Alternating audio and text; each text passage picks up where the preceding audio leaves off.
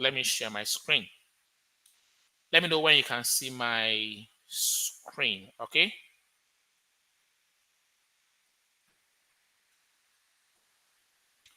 Yeah, can you guys I see my can see screen you. now?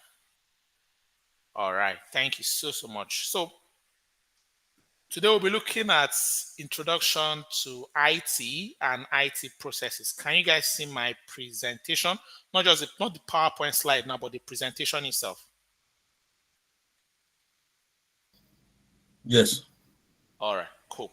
So we'll be looking at introduction to IT and IT processes, looking at what IT is, that's information technology at this point in time, what a software is. We also touch base on how we build a software, which is software development lifecycle, a set of processes or standard that software development teams follow to actually build a software product. Then we look at it from the point of business analysis. What are some of the key software features that we need to look out for whenever we jump on a project, right? What are the key features we need to start thinking about how to gather requirements about them? Then we'll look at some IT technologies, some technologies or lingos that are being used by software developers, just a few of them. And then we close with Scrum methodology. And why we're also touching Scrum is because in today's world, people mention agile a lot. People talk about you having knowledge of agile and they streamline it down to Scrum. Although agile has different methodologies embedded in it, Scrum, Kanban, Lean, and whatever, but Scrum tend to be the major key focus for most companies whenever they are looking at your understanding of software development. They want to know if you have understanding of SDLC, if you have understanding of Scrum. So we're going to cover these items today. If you have pretty much understanding of this, it's an opportunity for you to also um, unlearn and relearn, right? And also share your understanding because I'll give room for you to make your own comments if you have additional things to add. But for me, this is a mandatory class. I deem it fit for every student to learn because I don't consider everyone to have that background in IT. So it is important for you to be able to get this background so that by the time you get on a team, it will be easier for you to understand the processes and what happens within the IT industry from a foundational level. There are a lot more deeper and granular things that IT represent, but from a foundational, high level perspective, you're able to get all this. So, first of all, what is information technology? Information technology basically is the use of any computer storage or networking device or use of computer infrastructure or computer processes to create, process, store, or secure an exchange of information through an electronic means. So basically the use of devices, networking devices, infrastructures. The infrastructure could be a hosting infrastructure, a server infrastructure, or processes in order for us to basically to create, to process, to store, to secure, or exchange all forms of electronic data. The key word there is to exchange all forms of electronic data, right? So that is basically what information technology is all about in a layman's language. And it comprises of two things, just as we learned in our basic um, computer computer science, hardware and software. The hardware are those tangible things that we can actually touch and feel. Why the softwares are the ones we cannot touch and feel, right? But we can actually interact with them without having to touching them or feeling them. So our main focus is on software, right? Because that is where we are focusing on this very evening. Our focus is on software. Sorry, can you guys hear me? Yes, I can hear you. Okay, sure. So our focus today will be on software. So a software basically is a set of instruction, right? Set of instructions or data or programs that are used to operate computers and execute specific tasks. Just as I was trying to explain IT, and I mentioned performing tasks like creating things like that are used to create, process, store, secure, and exchange of forms of data. Now we use a software to actually instruct a computer, right, to perform a particular set of activity or tasks. That activity could be to create a data, right, an item in the database. The instruction could be to process that data, right? Another one could be to transform or to store that data. Let me give you an instance. There's what we call compression algorithm, right? And that is what Instagram basically uses. You realize when Instagram actually first came out, if you share your pictures via WhatsApp, WhatsApp will reduce the quality of your pictures. But when you upload your pictures on Instagram and you apply those fancy looking, awesome pictures, by the time you download that picture onto your device, you realize that the size of the picture is reduced, but the image quality is increased. That is because that picture goes through a lot of processing, and there's an algorithm that Instagram uses, which is a compression algorithm, to help reduce the size of that particular picture to store it on their database, but still maintain a higher resolution or higher res or higher quality of that picture for you. So that is basically what a software helps us to do, helps us to achieve. Is a set of instructions, right? Or data or programs that are used to operate computers or execute specific types tasks within a computer device. There are basically two types of software. We have the system software and we have the application itself. Now, a system software, an example is the um, um, operating system, which is OS. So, for instance, if you use a Windows device, a Windows laptop, right, the OS there is the Windows. Or let me bring down to our mobile phone. The two most popular OS we have today, or OSs we have today in terms of mobile devices, Android and iOS, right? Aside Android and iOS and the drivers that we have there, everything you have on your mobile device is an application, right? So the Android OS is the system software, is what runs the system, the device itself, right? We also have device drivers in case of a laptop or PC. We have the drivers if you want to. If I remember back then, when most laptops don't have webcams, right? You can buy an external webcam. You can buy an external. Yes.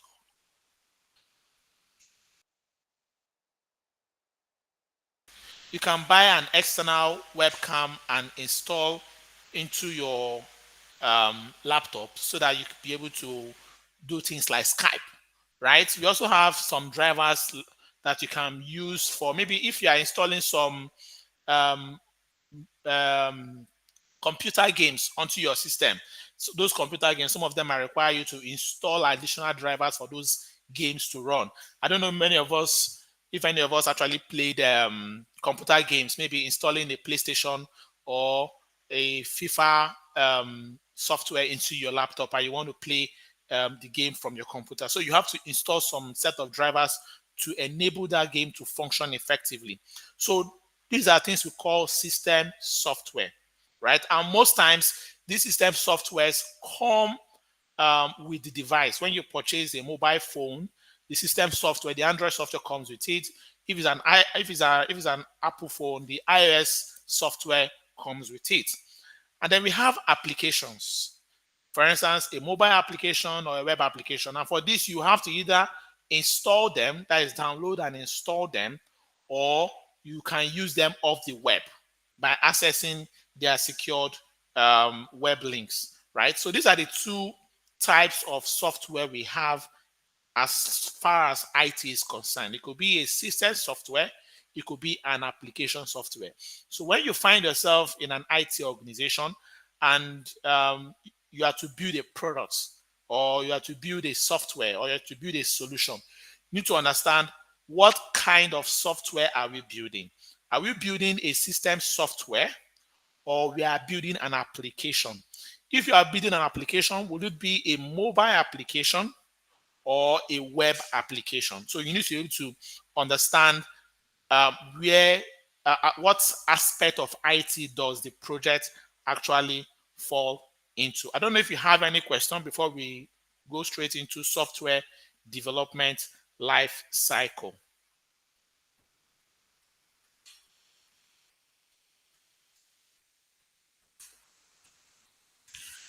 Do we have any question?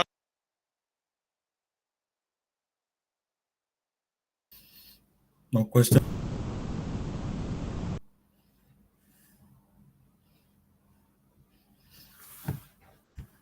All right, so we'll go ahead into software development lifecycle. So how many of us have heard of software development lifecycle before? Maybe before this class. You've heard of software development lifecycle, or you've come across it. Anyone? Yes, I have. Okay. Do you mind sharing your understanding of software development lifecycle? Just share with us. My understanding of SDLC is it's a process in which is used to develop a software from requirement analysis to design to development to testing, implementation, and yeah, having the software getting to the end user. Awesome. Yeah. Awesome. Yeah, awesome. Well articulated. Thank you so much, Obafemi. So, just as you said, software development lifecycle, or SDLC, is basically, in a nutshell, the life cycle through, or the cycle of phases through which a software product or a software solution ought to go through. So it's a standard um, process, right? It's a standard process that every software product or software solution will be required to go through, right, in order to get into the hands of users. So it's basically a term that is used in software or IT industry to describe the process for creating a new software. It can also be the process for improving an existing software solution, right? Software development teams basically use the SDLC as a guide to ensure that they produce a software with lowest cost and highest possible quality within a shortest amount of time. And it's as a result of SDLC that the whole agile and waterfall stuff leverages itself on, right? Because SDLC is used at the point whereby the team wants to actually build out a software solution. Now, what are some of the benefits of actually using SDLC, or what benefits does teams stand to gain when they adhere to SDLC in building out their product? One, it helps everyone to have a good understanding of the requirements and the goals of the software, right? So at the beginning, at the forefront of that particular project, using SDLC will help us to have a good understanding. Everybody knows what the objectives, what the goals of that particular software product will be. Two, it helps us to identify risks at an early stage, right? Because of the fact that we have been able to plan and analyze and also design it, we can see some risks that we might need to either look for ways to mitigate them before we even go ahead to commence in the project, or make a decision on those risks earlier enough. Software development lifecycle helps us to plan how we will deliver our solutions in stages, and also helps us to measure the progress relative to our goals and ensure that everything is on track. Now, the software development lifecycle, SDLC, has 7 main components, or seven. Sorry, let me not use the word component. It comprises of seven key stages. Number one is the plan or planning, right? In the planning phase, this is where the team work together to devise a set of business goals, requirement specifications, and any high-level risks that might hinder the project's success. It's during the planning phase of the software development lifecycle that the business analyst will be required to carry out things like business analysis activity planning, where you plan your business analysis approach. You want to do a predictive or an adaptive. It's also in that phase that you do your stakeholder engagement or stakeholder analysis, rather, where you try to understand who your stakeholders are, who are the various stakeholders within the project, what are their roles, what are their level of interest and influence, how do you communicate or work with these stakeholders. It's also at the planning phase that the business analyst goes ahead to carry out what we call the requirement elicitation, because you need to make sure you discover the requirements and communicate them in time for every team member to understand the requirements, objectives, and goals of that particular project. And then the next phase is the analyze or analysis phase. And it's at this stage where you analyze the requirements that you and your team have been able to gather during the planning phase. So if there are any risks, if there are any requirements that are not clear enough, if there are any requirement that needs you to further design models, further analyze or do research or gather more information about, or even break them down to much more granular form that will help the team in the long run, you carry out most of these things at this particular phase. If there are any risks that have been identified in the planning stage, you can actually bring the team together, bring stakeholders together, and you discuss on these risks. What decision are we going to be taking with respect to these risks? How do we manage or mitigate these risks during the course of this project, right? Then after the analysis or the analyze phase, the next one is to design. And once you've got your design plans in front of you, it's time for you to start drawing your wireframes and mock-ups. This phase largely is owned by we call them UI UX designer or product designer, right? Where they play around things like Figma or Adobe XD or Balsamiq to actually start designing the key screens and mock-ups and prototypes of the software that is being developed, right? And after the design phase, we head on to the develop phase. This is where the software developer, right, comes in to write codes or programs, use programming languages to implement the requirements and the designs that we have been able to specify in the analysis and also in the design phase. Now, most basically in a software team, we have two types of developers. We have the ones we call the front end, and then we have the back end, right? The front end developer is the one that develops the look and feel of the software. A front end developer could be developing a web interface or a mobile interface. Then we have the back end. The back end guys are the one that now develop, use programming languages to write, to execute tasks or processes within the database. So we need to be able to, let's say for instance, you want to buy something on Amazon, right? And then you click on a particular shoe or a particular device. Now, your expectation is whenever you click on that device, you want to get information about that device. You want to get details of that device in terms of, let's say you click on a sneakers, you want to buy a sneakers on Amazon. You want to get information on the number of items that are left, reviews from customers, details about that particular sneakers, sizes for that sneakers that are still available, the price of the sneaker.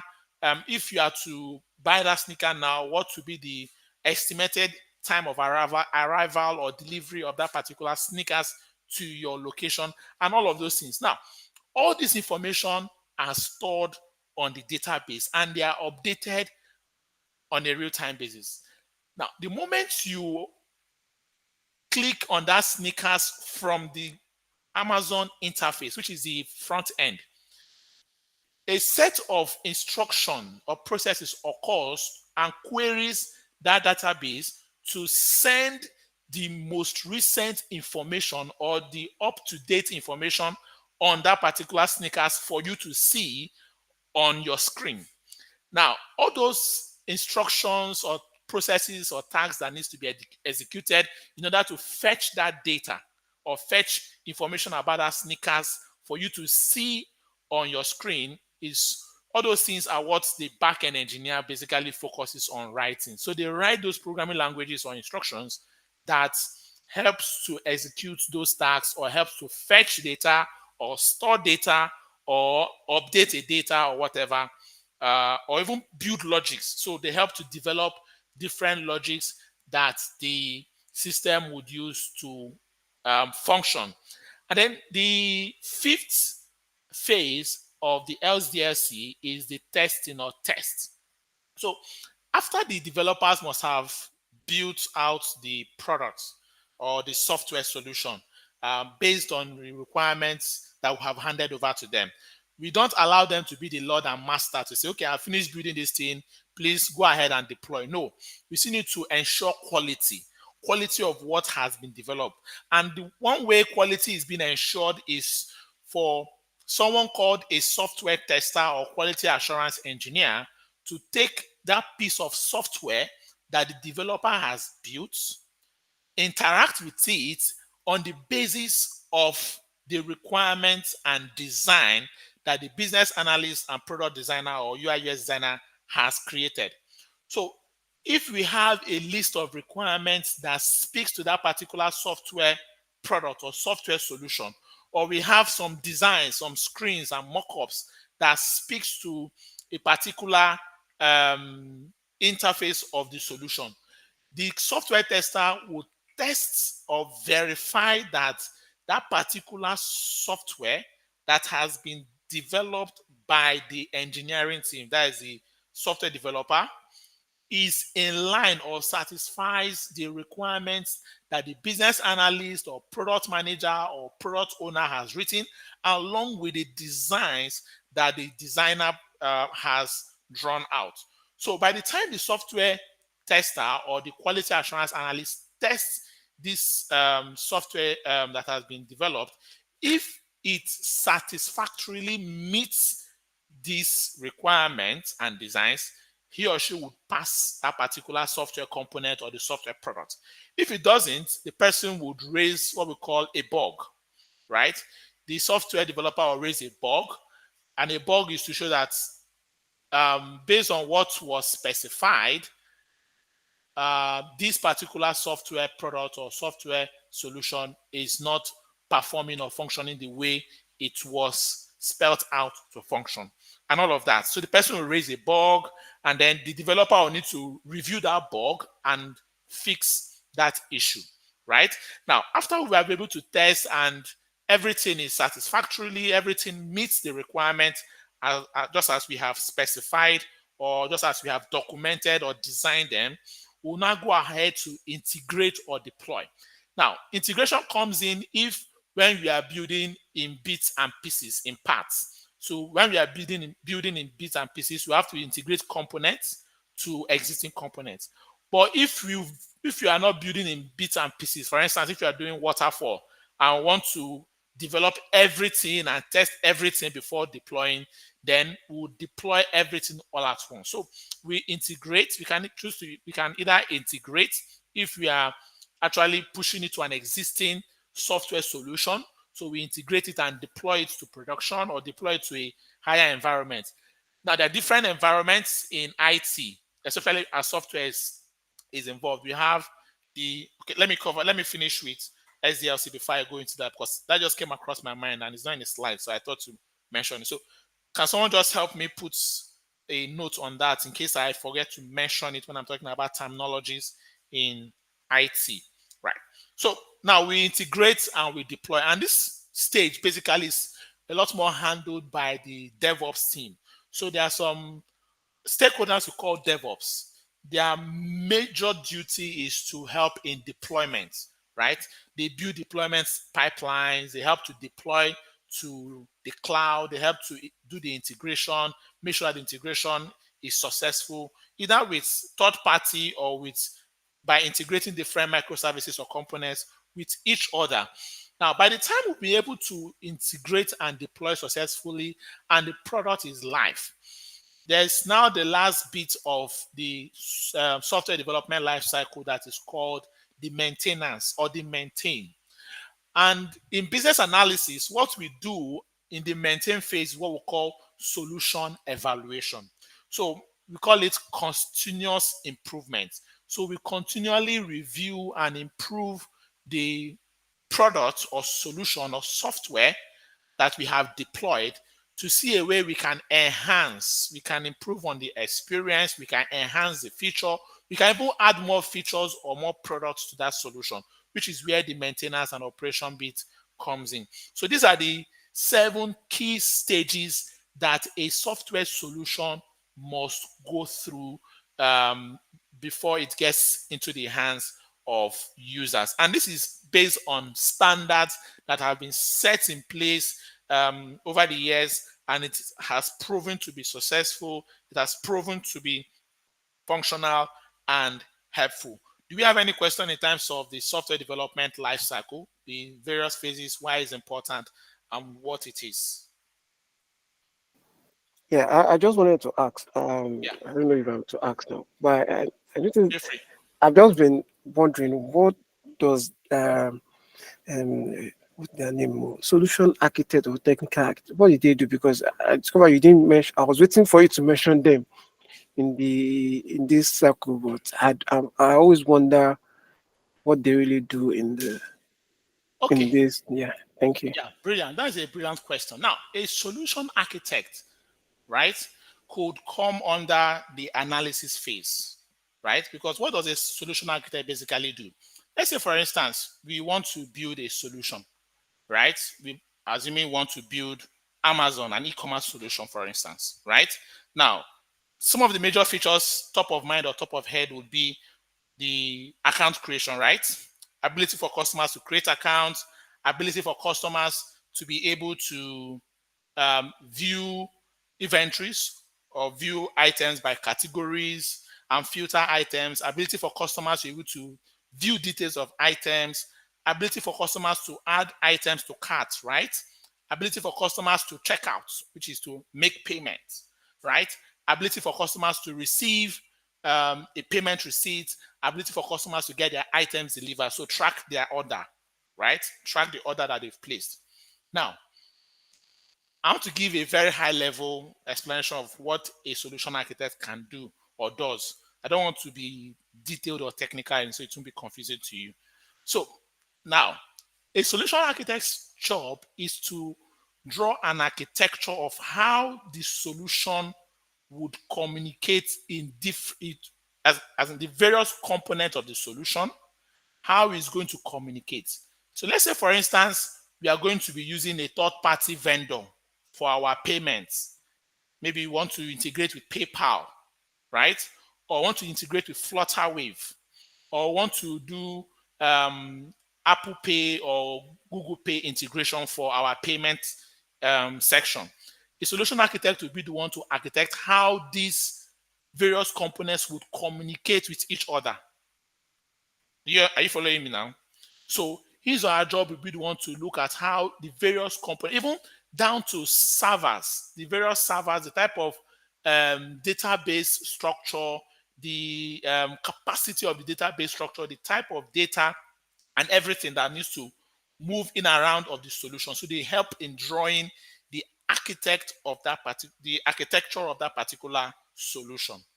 Does that give you an understanding on a high level? You can go ahead and read a lot more detailed about solution architect, what they do, but this in a nutshell or in a high level point is what a solution architect does. Thank you. Do you get it now? Yeah, Yes. and their work majorly comes also during the analysis phase, because we need to provide them with requirements, which we get in the planning phase, right? And they need to be able to architect that particular solution, looking at all the different components that would constitute to the solution functioning successfully and give an architectural illustration on how they are going to communicate, transmit, transfer data, process data, and all of that. Okay, thank you for that. Any other person, do you have any question or any comments whatsoever? Okay, sorry, I have a comment. Let me not say it's a question. Okay, go ahead, please. Yeah, I really appreciate the question that this the person that asked, I think is Oba also, that asked the question on the role of the solution architect in the whole of this, this SDSC. And I also appreciate the fact that you took your time to explain this, the role they play, especially in trying to draw the architect. Just like when we want to build a house now, somebody will design, you ask, you engage me as a stakeholder. So, okay, what kind of house do you want? Innocent. I said I want a duplex with so number of rooms upstairs, one room downstairs. I will just tell you in layman terms, but the architect is the one that will now bring out that picture, draw it out in such a way that, I will not look at it and validate it and say, okay, this is exactly what I want. So in our own terms here, the solution architect is actually more like he's going to play a role in terms of if we are also looking at the stakeholders. Yeah, it's also a stakeholder. Maybe like a racing matrix now, he's going to play a role in that area because it definitely is going to be either validating or also it cannot be accountable. Maybe validating such most of the things the what do you call it now, the BA is going to come up with. So I just feel I should also add another comment to it. Thank you. All right, thank you for that. So in terms of stakeholder role, a solution architect is considered an implementation subject matter expert, right? Because the solution architect, for the fact that he or she will not be writing a code, he or she understands how the implementation should actually come from a technical standpoint. So a solution architect is considered a technical stakeholder. Do you get it now? So that is why they help in architecting the communication or mapping out an architecture of how the various components, the various integration points, how they're going to communicate, what kind of data exchange, what kind of integration would occur. Will it be an API integration or a webhook integration? All of those things. The solution architect helps to design or draw that architect. Now, the design that a solution architect comes up with is totally different from the design that a product designer comes up with. A product designer is a lot more focused on the user experience and user interface of the product itself. But a solution architect looks beyond just that product, but looks at things that happens in the background, things that happens in its interaction with other solutions that will be integrating with it. Okay, so let's go ahead to key software features. So you want to, you're working on a project as a BA, and you are told to, come up with requirements for that particular software solution or product. By coming up with requirements, stakeholders are expecting you to be able to give an understanding to everyone what should be the features that we should be expecting in that product, and what should those features represent, what should they stand for. So there are several features that a product could basically have, or a solution, right? Remember, a software could be a web or a mobile, right? Software. Mobile, it could be a system software, or it could be an application. An application could be a web application or a mobile application. Now, for softwares, from a business analyst perspective, we'll just take a look at some of the key features of a software product. So, first of all, the first features you should always think at the back of your mind, or have at the back of your mind, or these are the features you should be able to have at the back of your mind whenever you think about a software solution or a product. Number one is onboarding. Onboarding is basically how would people come into this particular solution or software, right? How would they be able to create their account or register or sign up? That is why every software So every software application that we have today have what we call registration or account creation or sign up. The terminology that is being used for this depends on the industry or sector. If it is an educational solution, we'll call it registration, right? If it is a financial solution, we call it account creation.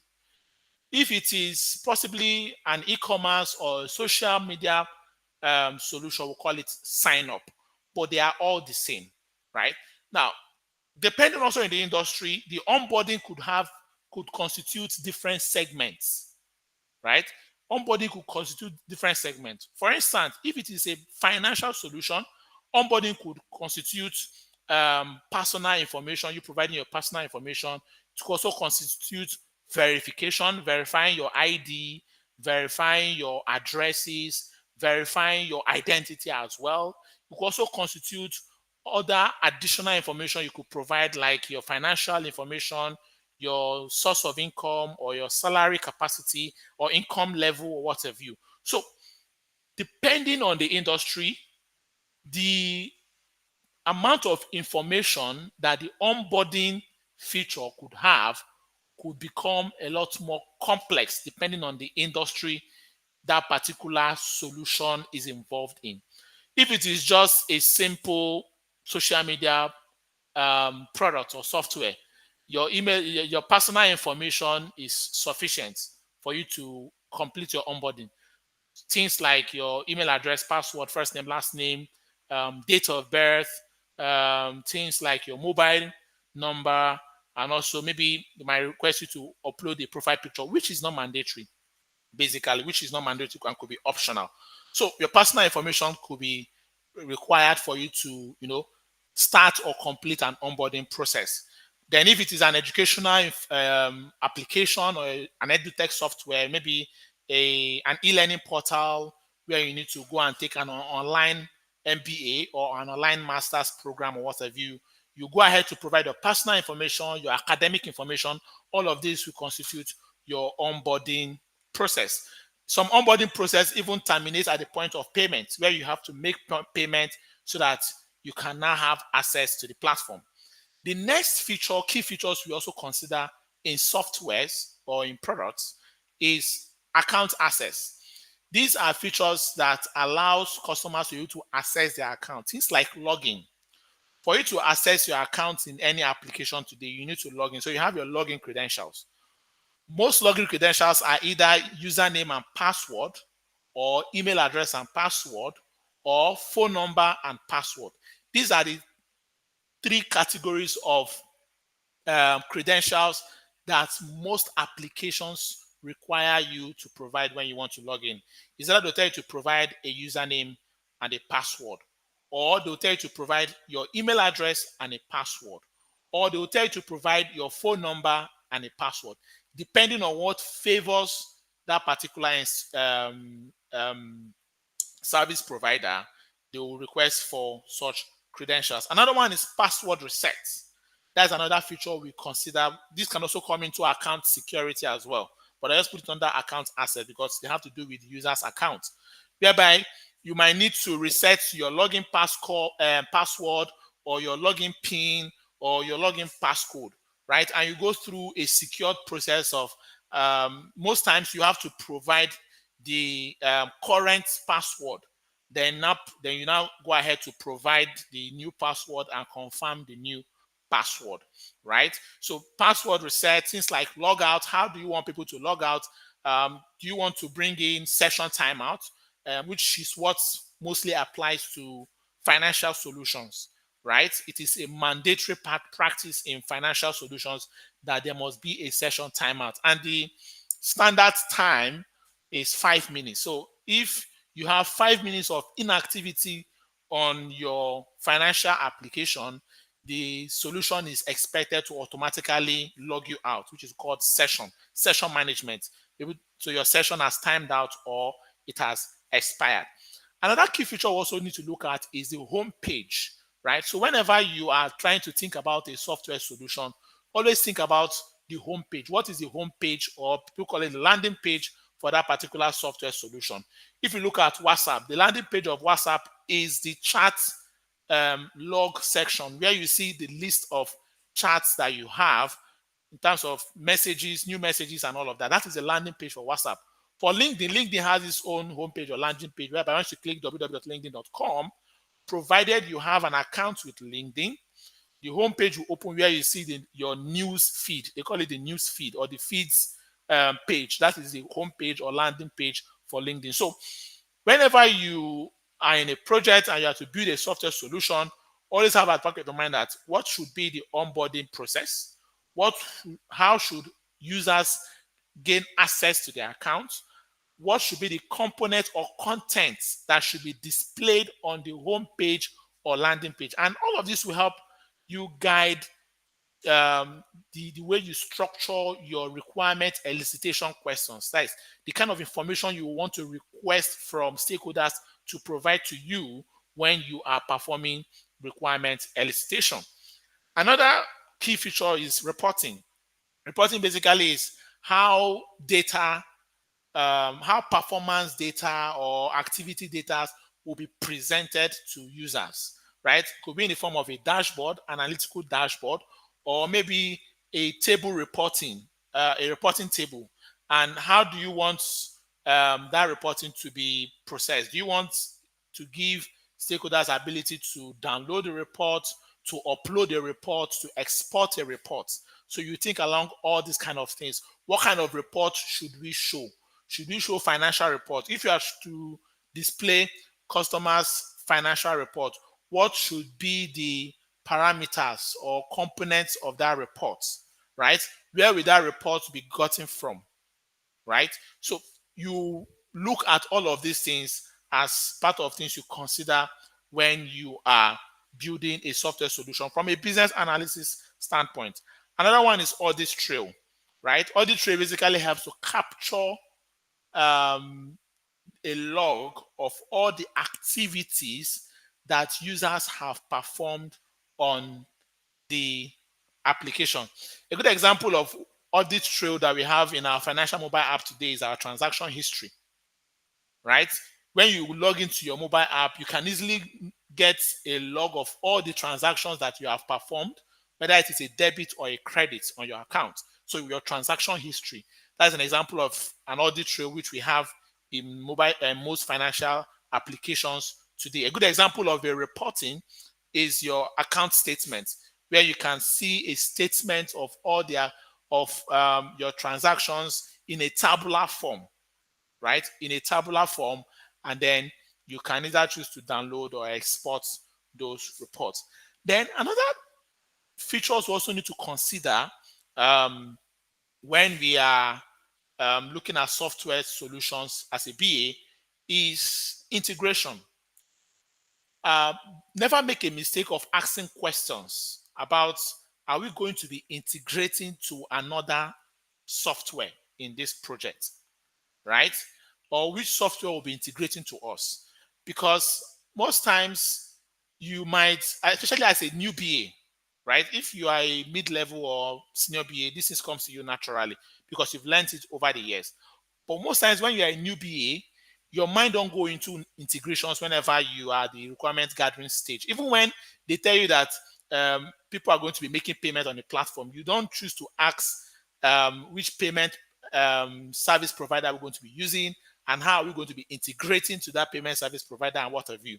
So always think about integrations. Integration basically means bringing, coupling two or more systems together, coupling two or more solutions or applications together. Or let me not say coupling, not coupling, but say communication, ensuring communication between two or more softwares or solutions. That is what integration basically is. How do I communicate to you, right? Let's say if you're talking about this e-commerce stuff and someone needs to make payment using PayPal, right? So an integration will need to occur between our e-commerce solution. Assuming the name of our e-commerce solution is Uptrust e-commerce, right? And we want customers to be able to make payments using PayPal. That means there needs to be an integration between Uptrust and PayPal. And in that integration, we'll be asking what information would Uptrust be sending to PayPal so that PayPal can process that information and give us a response, right? What instruction would Uptrust be sending to PayPal so that PayPal can act on that instruction and give us a feedback? That is basically what's, in a nutshell, what we consider when we are looking at integrations. And there are different ways integrations can be done in an application. I mean, between two or more applications. Number one is through APIs, right? Application programming interface. I will talk more about that in further sections. Another one is through webhooks. And then the next key features also look at is transactions. Now, in software, when we say transactions, don't limit your mind to just financial solution. What do I mean? Now, on this Google Meet that we are using for this particular training, we are basically performing a transaction, which is activity, a process. So a process in terms of software is considered as a transaction. Could be the process to start a meeting, right? The process to make a payment, which is the financial transaction on its own bit, right? The process to place an order. So you've not paid for that particular order, but you just placed an order. Ordering process. It could be a process for you to order a pizza online, and you pay a delivery, right? So ordering process could be a transaction, right? Process of taking a class online, process of searching videos on YouTube and watching a video. These are transactions you perform on applications. So we consider them to be transactions. So when we say transactions as software is concerned, don't limit your mind to financial, the elementary financial transactions that people do, exchanging of money or paying money from your bank or whatever. Then we have the database or storage. So you need to be concerned how would data be stored, right, on the database. You ask all of those questions. And then finally, we have the system access. System access comes in when we are building what we call a portal. So when for a portal, you don't create an account on a portal. An account is rather created for you on a portal. And what you do is basically to log in on that portal in order for you to use the access you've been given, right? The access you've been given on that particular system. An example is, let me use Innocent, for instance. So Innocent is a branch manager with Zenith Bank. You agree with me that there is a core banking solution that Zenith Bank actually uses, right? Or there's a CRM solution that Zenith Bank actually uses. And we have an IT or system admin somewhere that creates accounts for every staff in your branch and give them their login credentials, maybe their username and password, probably their email address and a password, which when they go into that particular system, they'll have to change that password. And it is only the access or permission they are given that they are going to have access to. A good example is this. Someone that is working in customer relationship, right? Or no, it's customer relationship, for instance. Yeah, someone that works in customer relationship might not have access to some features of that core banking solution compared to the kind of access you have to that core banking solution. So in terms of system access, especially when we are building a portal solution, a portal software, right? We consider things like roles and permission. What are the different roles? Are we going to have cashier role, customer relationship role, credit analyst role, financial analyst role, credit manager role, branch manager role, business or marketing development role, all of those things. And those roles will have their specific permission, which is specific privileges. There are some things that those roles cannot see, which other roles can actually see on that system. So that takes us to IT terminologies. I don't know if you have any question on key features of a software product. Do you have any question or you need clarification on something that I said? Okay, sorry, I have a question. Yeah, go ahead. Well, my question is, I like the way you put it, but I didn't get it very well. Relating these key software features to when, as a BA, you are doing your elicitation or gathering of requirements. It will help you to the kind of questions or how you design your questionnaires for those stakeholders. I wanted to explain. I tried to get jotted, but my network, I didn't get it well. Okay, let me just give you an instance. Let's say onboarding, right? Now, you are starting a project at the planning phase, right? And you've been told that you want this project involves building an e-learning solution or an LMS, learning management solution, right? For University of Manchester, so that students or distance learning students can use that solution from whichever locations they are to um, to enroll and also take their master's or MBA program or PhD program with University of Manchester, right? Now, for you as a PA, you don't need to start tracking your head and say, what should be the features of this? What should be the features of this LMS or e-learning solution? You should know at the back of your mind that every solution must have an onboarding feature, which is how would users come on board? How would users be created on that particular solution? So that helps to give you a direction if you are trying to elicit requirement. Now, get this correctly. Requirement elicitation is not just about asking stakeholders. It also involves research. So we're going to cover requirement elicitation in a separate class, as I mentioned on Saturday. It requires eliciting, gathering information through different techniques or different sources. It might be talking to somebody or doing a research or organizing a workshop or brainstorming with colleagues or whatever, right? So at that point of requirement elicitation, don't need to start racking your brain at what should be the features of what should be the major features that this system should have. You should know at the back of your mind that every system must have an onboarding feature, right?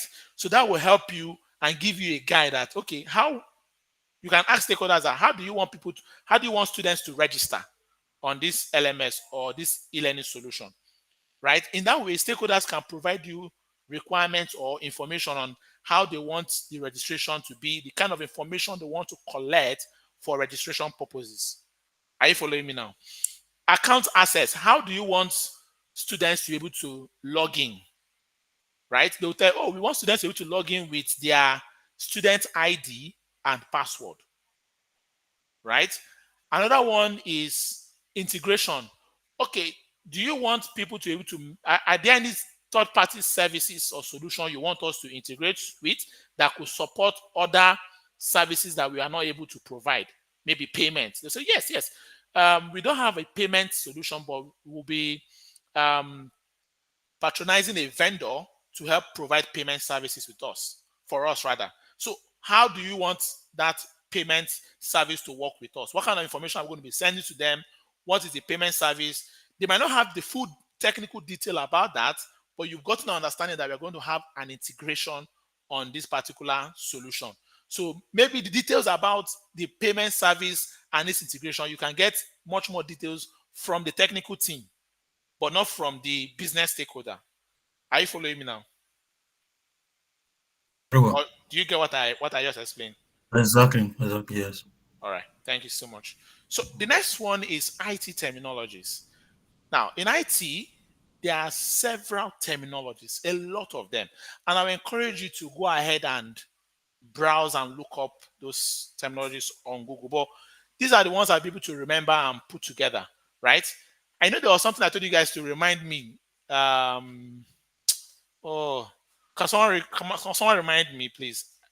When I was talking about software development life cycle, I was talking about testing and environments, right? Yeah. So let me just mention that before I go into the terminologies I was able to put in place. Now, there are different environments, right? There are different environments as it relates to software solutions. Now, we have what we call the development environments, And now the name they call these environments depends on organizations. In my previous place of work, we call our UAT environment staging, right? Some people call it pre-prod. So it all depends. So we have the development environment where the software developers do the actual coding, which is the actual development, right? Depending on how the organization is able to, segment their IT processes, we go ahead to have test environments or QA environments. So once developers finish developing, they merge what they've developed and is being pushed to QA environment. That QA environment is where QAs, that's quality assurance analysts or software testers, would test that particular feature or products that is being developed by the developer, right? After the QA environment, if everything is satisfactory based on what the QA has tested, the QA will give a nudge. If we need to have a demo, we could have a demo at that QA environment. And if everything is fine, we now deploy or push. So deployment and push is the same. They mean the same thing in IT. When you hear push to production, it means deploy to production. So we can now deploy or push that particular piece of software or that particular feature to UAT. Some other people call it staging, while some other people call it pre-prod. So UAT stands for user acceptance test. That's what UAT stands for. So we can choose to push it to UAT environment or staging environment, as some people might call it, or pre-prod, P-R-E, pre-prod environment. So when I say environment, I'm not talking about physical environment. I'm talking about virtual environment. Do you understand?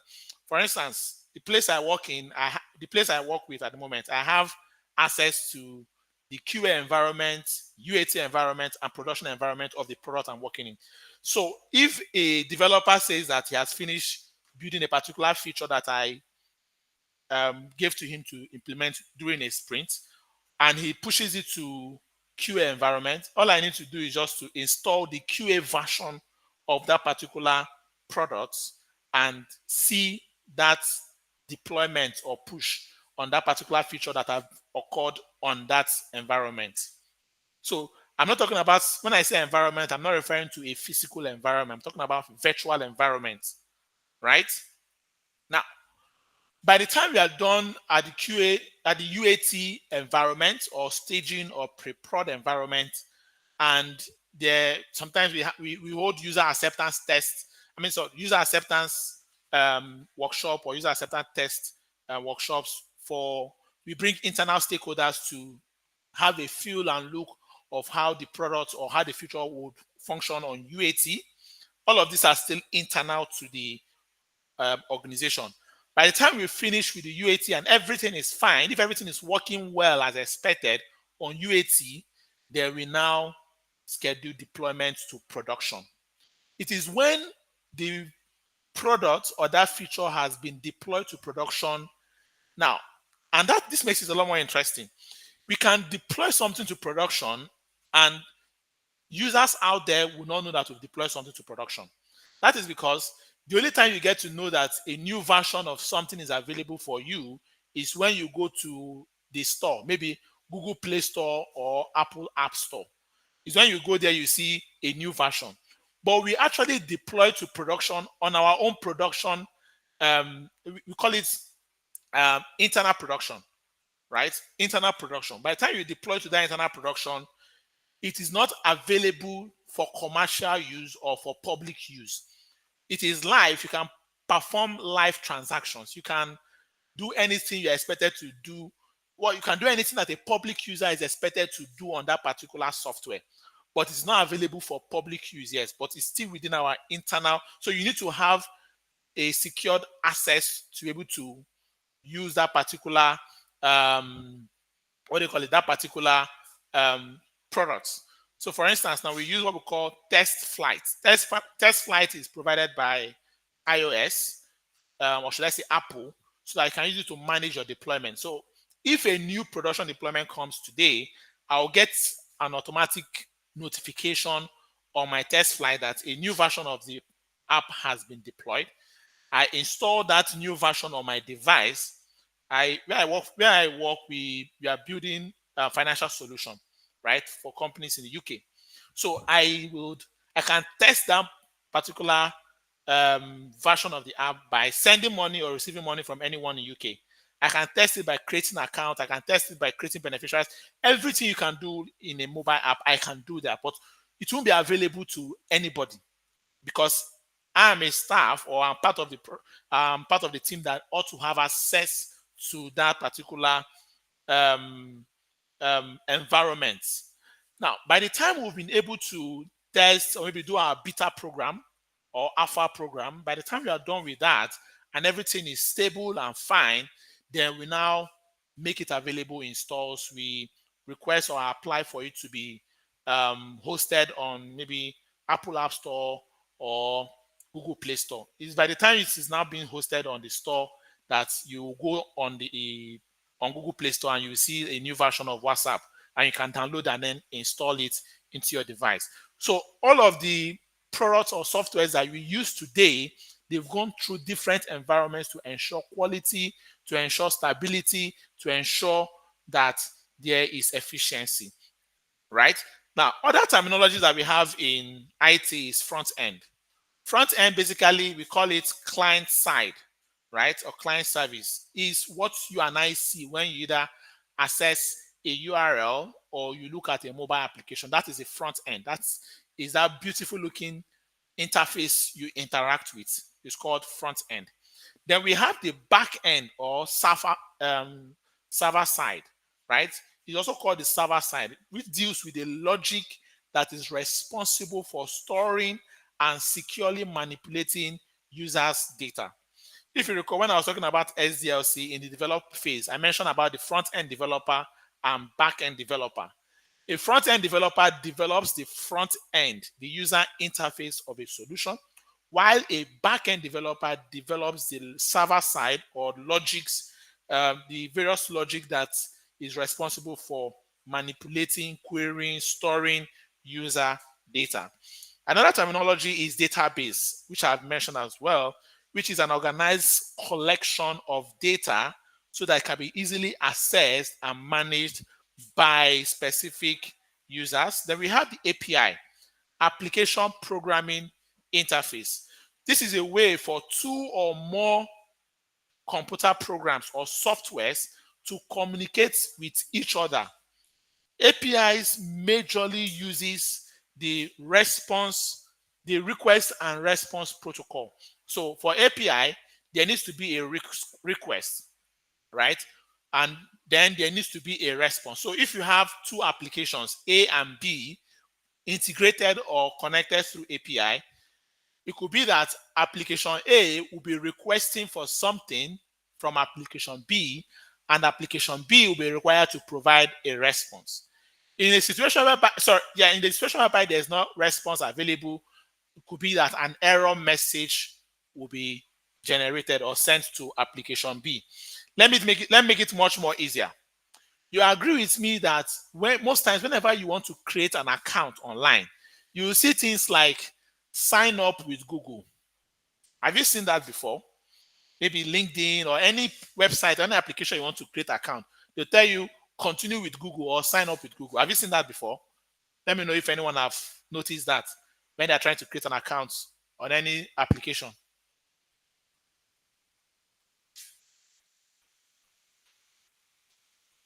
Are you guys following me? Yes, we have responded. We sent. Oh, sorry, I'm not actually seeing the Okay. yeah. So now in that instance, what happens is that let's assume LinkedIn, for instance, right? Let's assume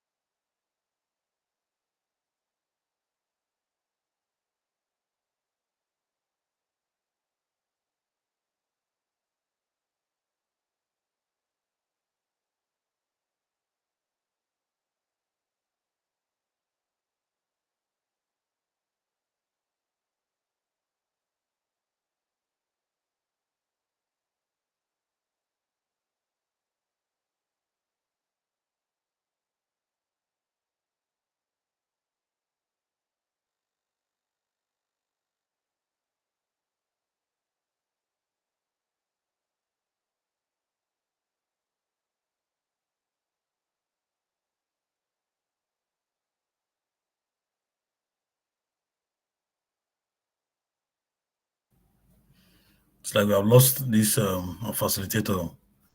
Oh, I thought it was on my end. Oh.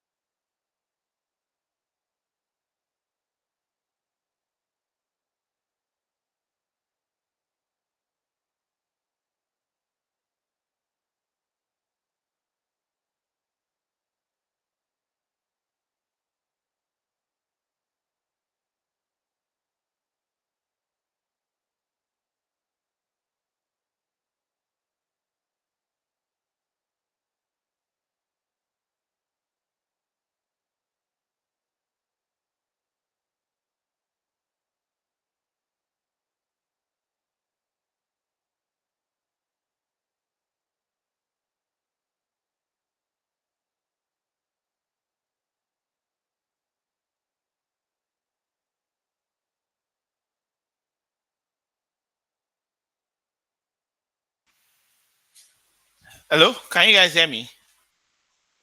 Yep. Oh, so sorry, man. Yeah, you know. Yeah, my network um, got interrupted. Let me share my screen again. So, at what point did you guys stop hearing?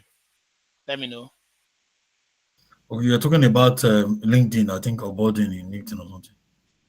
Okay, all right. All right, thank you. So, I was talking about how APIs work basically, right? Request and response.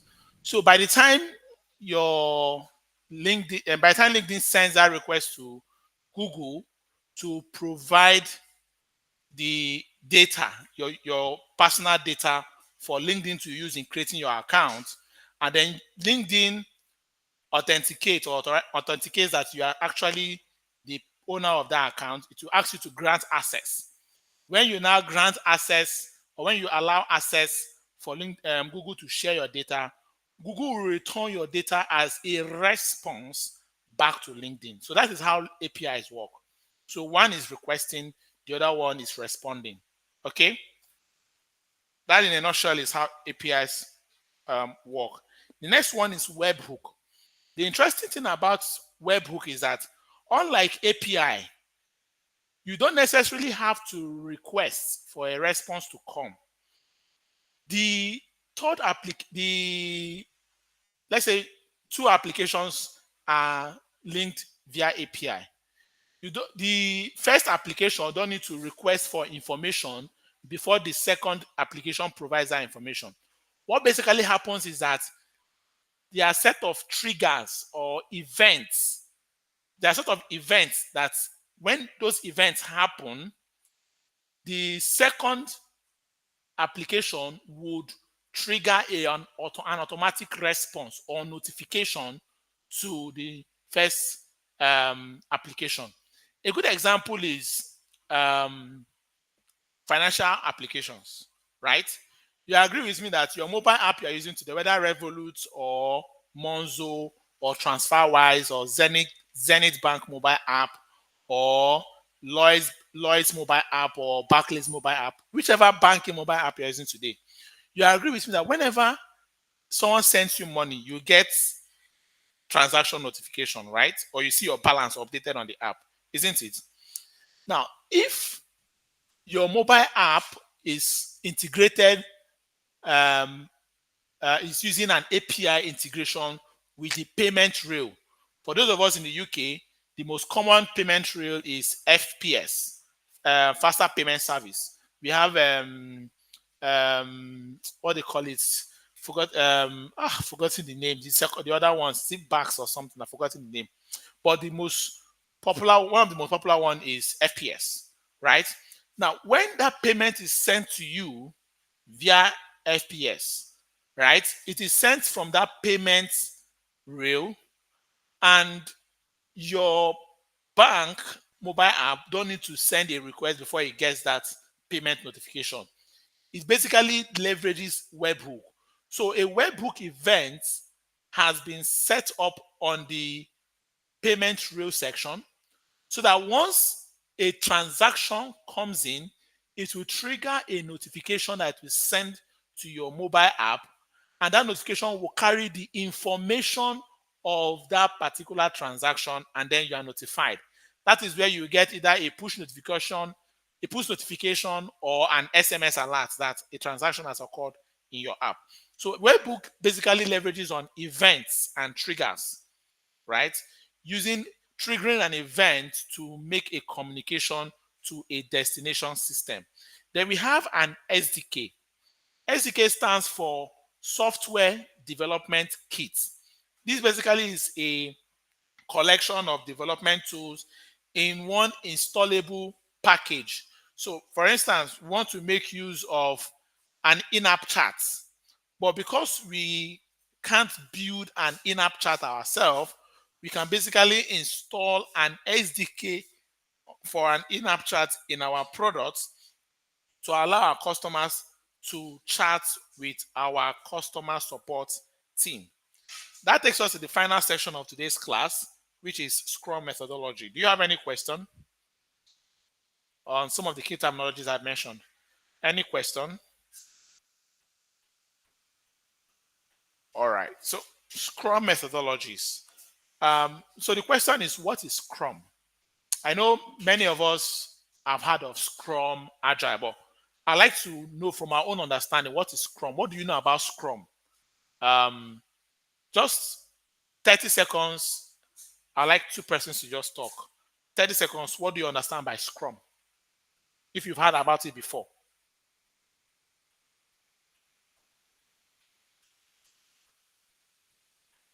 Or should I call a name? Okay, let me start with Innocent. Innocent, can you hear me?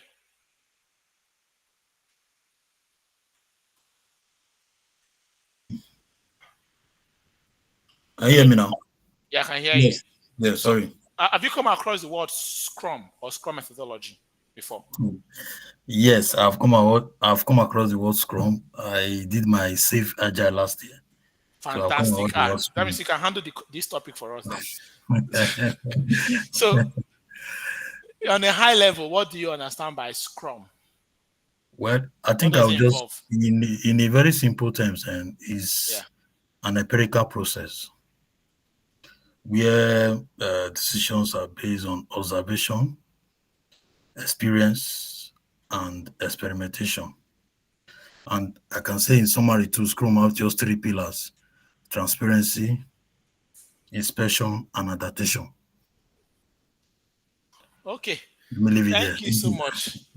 You said in simple whatever, you started with empirical. Empirical is not simple now. Empirical is a big grammar. I have to go and start searching dictionary to know what empirical is. But thank you so much for that. Thank you, sir. Thank you. Thank you. Okay. Ikechukwu, what is your understanding of Scrum? If you've heard of the word Scrum before. I think Scrum methodology is it's a business process whereby companies try to improve their product through feedback and continuous iterations and improvements. Okay, thank you so much. Awesome. Obafemi, you have the floor. What is your understanding of Scrum? If you've actually heard about it. Yeah, my understanding of it is it's also part of Agile, which facilitates or encourages adaptability to change, and it is guided, is used in software development and with certain sets of practices and value thereabout. Yeah. All right. Awesome. Thank you, guys. I know Tunji is at what is not available now, so I would have actually asked him. So thank you so much, guys. Well said. So Scrum, I'll just talk about Scrum like a primary school person, right? Because my aim is just for you to understand it on a layman way. If you understand its layman description, that help you can, blow it up in whatever way you want to blow it up. And you guys have actually said, you guys actually articulated it professionally, and I appreciate that. So Scrum basically is a framework or a methodology within Agile, right? Which helps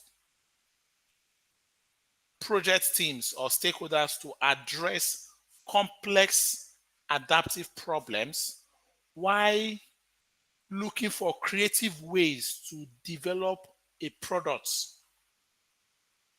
in bits and pieces for the highest possible value. What do I mean?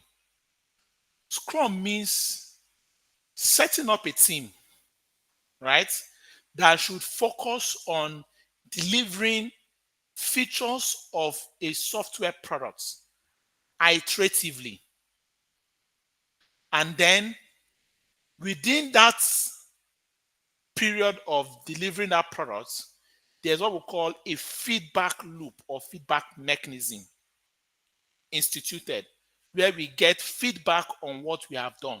So if we only deliver the sign up feature, ability for customers to sign up, if we deliver it within a Scrum period or a Scrum cycle, within that same cycle, it is required of us to get a feedback on that particular feature we have developed within that same Scrum cycle. That is what Scrum requires. And Scrum also requires that for every cycle, for every period, for every duration of Scrum, we must be able to deliver a piece of value, or the team is, so let me not say must be able, the team is working on delivering a piece of value to stakeholder or to a user. That is another thing that's another way to understand Scrum. Instead of waiting to deliver it in a complex format, we are waiting in a complex level. Our goal is to deliver it bits by pieces within a highly structured team. Highly structured team. And that's because there's what we call a Scrum team. A Scrum team within a highly structured team. Now, let's take a look at who or what makes up a Scrum team. Number one is the product owner. This role, product owner, can be represented by either a product manager or a business analyst. Now, a Scrum team is considered as a development team. And a development team can be part of a project team. So understand this clearly now. A Scrum team is what we call a development team. In short, Scrum comes in when we want to actually develop. That is where Scrum methodology comes in. That's why we have software development lifecycle. Scrum comes in when we want to develop, not when we are trying to validate ideas of that particular project. No, Scrum comes in when the project gets to the development phase. So a Scrum team is a development team, right? And it constitutes of a product owner, that is someone who is taking ownership of what will be built by that Scrum team. That person could be a business analyst or could be a product manager, but that person has to be called a product owner. That is what we call that person in a Scrum team, a product owner. He could be a product manager, he could be a business analyst, right?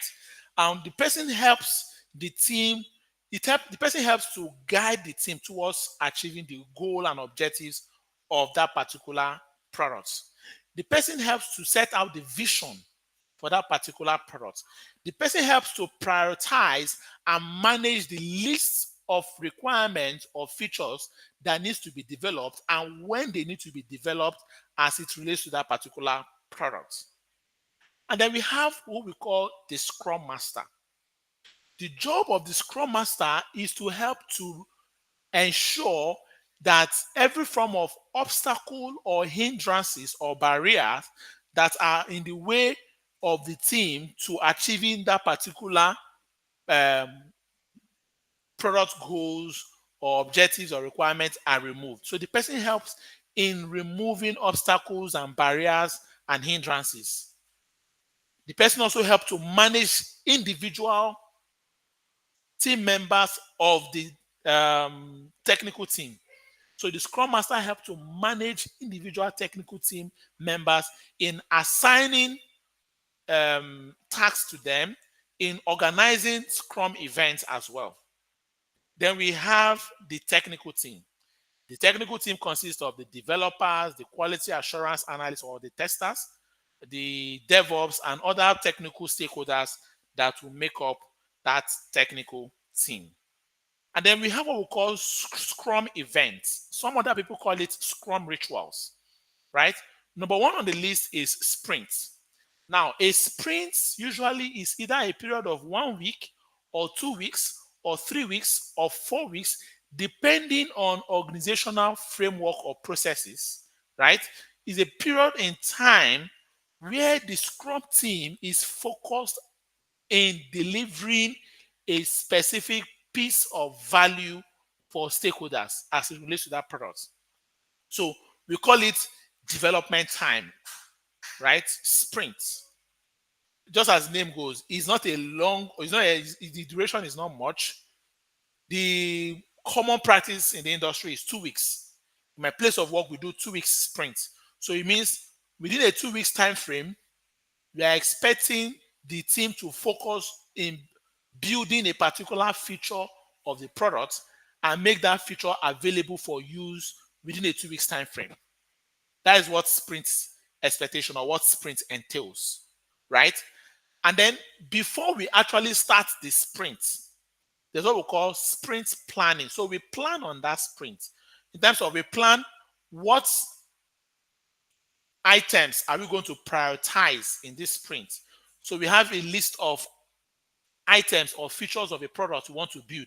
So what features of that product are we prioritizing for this particular sprint? Let's say we have a list of 20 or 30 product features. That list of product features is what we call product backlog. Are you following me? That list of product features is what we call product backlog. Now, if you want to sprint for maybe 2 weeks, we are doing a 2-week sprint. It means we'll say out of this 30 list, what are the highest priority features in this 30 list? The product owner will be the one to tell the Scrum team that out of this 30 list, these 2 items are the highest priority features at the moment. So the Scrum team will pick that 2 features and then plan and estimate if it will take them that 2-week sprint to implement those 2 features, or they need to drop one of the feature and focus on one feature to implement within that sprint. So they will plan how long it will take them to build out that feature within that sprint. If those 2 features will not be able to be completed within that sprint, they'll have to remove one and focus on one. If they can finish those 2 features and still need to take up more features, then you can give them the next prioritized item, which is 3 features now. They work on those 3 features in that sprint. That is what we do in sprint planning. The third event that happens in Scrum is what we call the daily Scrum or daily stand-up.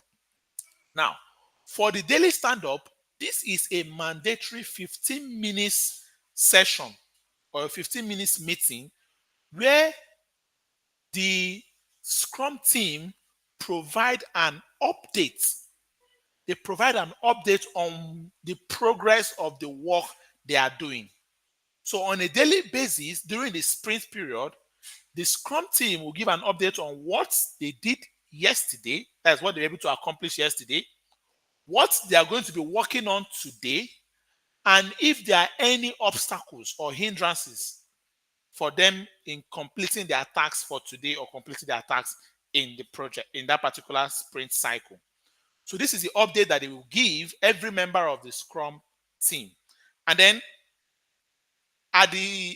towards the end of the sprint, we have what we call sprint review. Sprint review is after the team has finished building and the QA has finished testing, then we have what we call a sprint review. This is a period whereby a demo is conducted. So a demo of what has been done by that Scrum team within that sprint cycle is now being demonstrated or, held. The product owner will be there. One or two other external stakeholders will be there to review what has been done and then give feedback. As I say, Scrum, just as Innocent mentioned, feedback. So that feedback mechanism comes during the sprint review meeting. So the sprint review meeting comes at the end when testing has completed during the Scrum session, and then we have the sprint review. Most times it happens during the last day or second to the last day of the sprint cycle. So there's a demo of what has been able to be delivered during that sprint cycle, and stakeholders will provide feedback on that. And then the last meeting that is being held in a Scrum environment is what we call sprint retrospective. Some call it sprint retro. Other people call it lessons learned. This is where the Scrum team discuss what they have learned in terms of what went well in this sprint that we are about to end today. It happens on the last day of the sprint, on the very last day of the sprint. This is the last activity that takes place in the sprint. So we discuss what went well. What did we actually do well in this sprint? What are we proud of that we did well in this sprint? Is it that collaboration was top-notch? Is it that we are able to meet up with our deadlines? So what went well in this sprint? We also look at what didn't go well. What were our flaws? What didn't we do well in this particular sprint? And then we discuss what can we do better in the forthcoming sprint. So in the next sprint that will be starting, what can we improve upon? What can we do better? So these are basically the events that happens within a Scrum team.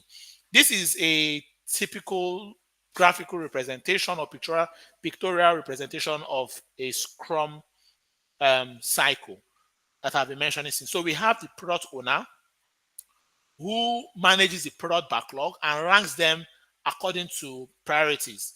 He gets the product's backlog or requirements in product backlog are gotten from stakeholders through, when the product owner performs requirement elicitation and all of that, gets a list of items that need to be implemented. So he ranks them in a list called product backlog. The Scrum team will hold a sprint planning session to select the highest priority items. So those highest priority items, you will break them down into a task, which will now make up what we call the sprint backlog. Once we have the sprint backlog ready, which is the breakdown of tasks that needs to be carried out by engineers to complete the items we have picked from the product backlog, we'll now start the sprint. Whether could be a 1 week, 2 weeks, 3 weeks, or 4 weeks. It can't be more than 4 weeks, and it shouldn't be less than 1 week. 4 weeks, a sprint period where we begin to conduct the sprint, or where the team focuses its energy in delivering these tasks that has estimated or broken down. Every day, which is every 24 hours, we have our daily Scrum meeting for 15 minutes where the team gives updates, and the Scrum Master manages the sprints, basically. The Scrum Master is the one that manages the sprints. At the end of the sprint, we have the sprint review where we provide feedback and the finished work is deployed or pushed to other environments. And then we have our sprint retrospective, which is our lessons learned session, as I have explained.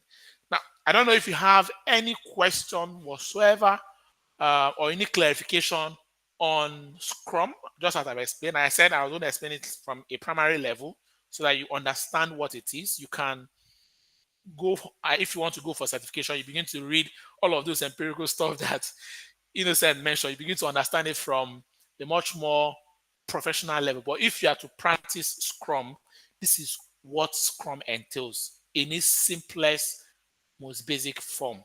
So do you have any question on Scrum or what we've learned today in general?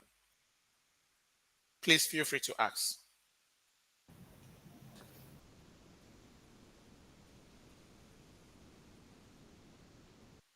Do we have any question? I just want to comment. Can you hear me? Yeah, I can hear you, Innocent. Yes, I just want to commend you the way you simplify Scrum for us, for everyone. I believe for those people that don't have a background knowledge, for what you have done, this is honestly enough for us, and we can build on this. But just to pick out two things that you said in the course of discussing the Scrum, you talk about the Scrum Master assigning tasks to the development team or maybe the technical guys, just like we saw on the slide. But I think in Scrum, when it comes to the issue of once the backlog is refined by the product owner or the BA or the product manager, like you said, and during the sprint planning, everybody meets and decide which of the tasks based on the priority, like you said, and will pick it. At that point of picking the those tasks, the team they have to look at their capacity, not the priority of the task now. Because if you pick it and you're unable to deliver within that 2 weeks or maximum of 4 weeks, it becomes an issue. So we have to also, apart doing all those estimations, we have to also look at the capacity of the team. We have to calculate it.